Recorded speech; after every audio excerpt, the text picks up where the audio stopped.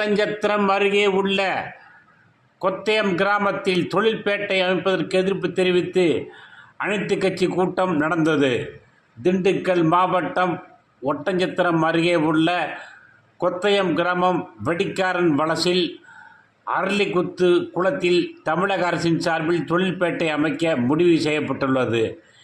இந்நிலையில் நேற்று இரவு கொத்தயம் கிராமத்தில் அனைத்து கட்சி சார்பில் தொழிற்பேட்டை அமைக்க எதிர்ப்பு தெரிவிப்பது சம்பந்தமாக அடுத்த கட்ட போராட்டம் குறித்த ஆலோசனை கூட்டம் நடந்தது. கூட்டத்திற்கு பாரதிய ஜனதா கட்சி திண்டுக்கல் மேற்கு மாவட்ட தலைவர் கனகராஜ் தலைமையேற்று பேசினார்.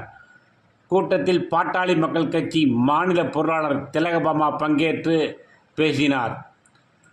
கூட்டத்தில் பாரதிய ஜனதா கட்சி, பாட்டாளி மக்கள் கட்சி, அனைத்திந்திய அண்ணா திமுக உள்ளிட்ட கட்சி நிர்வாகிகள் மற்றும் சுற்றுப்புற கிராமங்கள் ஏராளமான விவசாயிகள் மற்றும் பொதுமக்கள் பங்கேற்றனர்.